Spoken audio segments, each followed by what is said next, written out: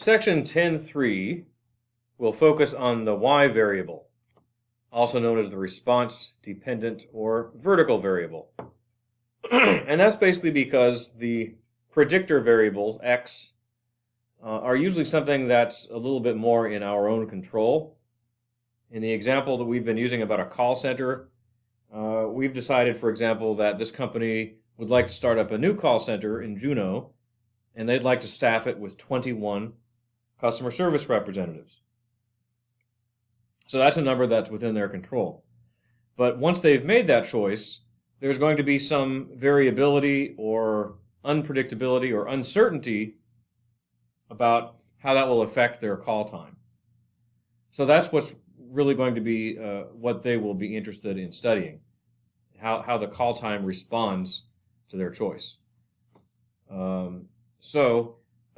We're going to talk about what's called a prediction interval, which is going to be basically a vertical estimate for the response variable. And then we're going to discuss the issue of variation. Okay, so a prediction interval, again, is very analogous to the confidence intervals that we've done in the past, which we always visualize as being on a horizontal number line.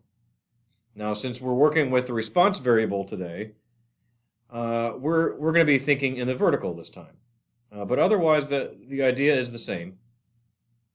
Let's go back and look at that call center graph. So this is a graph of the number of representatives on the x-axis and the minutes of hold time on the vertical axis. Each one of those points is one call center, and this line of best fit is the prediction or regression line that fits them the best. Now, if we establish a new call center in Juneau with 21 representatives, we've already calculated the point estimate up here, the exact height of this curve. I don't remember exactly what that number was anymore, but it's pretty close to like 14 minutes. But what we're going to do at this today is expand that into a vertical interval estimate. So you can almost visualize that as by thinking about another little normal curve here. In fact, some textbooks draw that.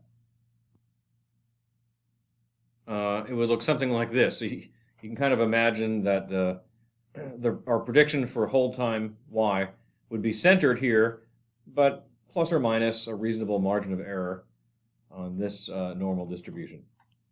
And that interval is going to be called the prediction interval for obvious reasons. It's the interval estimate for our prediction of y. And it's also, I'm sure, no surprise that StatCrunch will work it out for us. All right, here we are back on StatCrunch with our data entered in columns, the first two columns here. So we're going to start out as if we're going to do the regression like in the last video. So we go to Stat, Regression, Simple Linear. The x variable is number of representatives, and the y variable is the minutes of hold time. Now this time,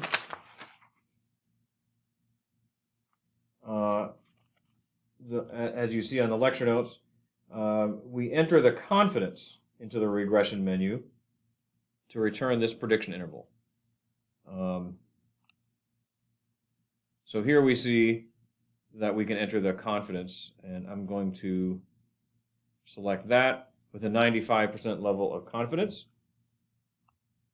And then remember, we're making a prediction for what will happen when x is 21. And then we can compute that. Let me maximize this. There are just pop-ups here that are always in my way.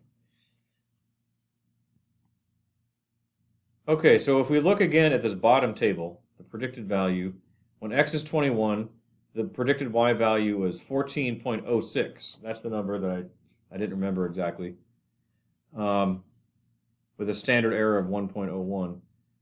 So if you expand that into a 95% confidence interval, you would get these numbers. But what we're looking for is actually called a prediction interval. The prediction interval is what we always use for this vertical prediction. And that tells us that with 95% confidence, that prediction interval ranges from about 6.9 to 21.2. All right, so this isn't the English. These are just the numbers. I guess I'll put that here. Okay, so the answer to this question: expand the expected mean call hold time at the Juno Center into a 95% prediction interval. We found that it will be somewhere between 6.89 to 21.24 minutes, and our 14 is going to be right in the middle of that. That's basically pretty much 14 plus or minus 7. Okay, now how do we interpret that prediction interval in plain English? So again, this was the 95% confidence prediction interval for the number of minutes. So we might say something like the following.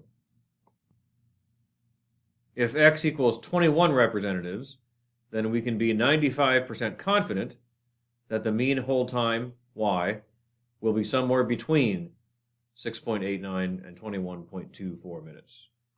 I might even sneak the word predict in there. Then we can predict with 95% confidence. Just emphasizing the fact that, again, this is called the predictor variable. All right, let's go on to the next topic of variation.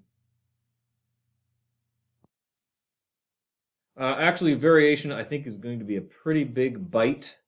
It might take more than the 8 minutes that are left in this video, so we'll start a new clip for that.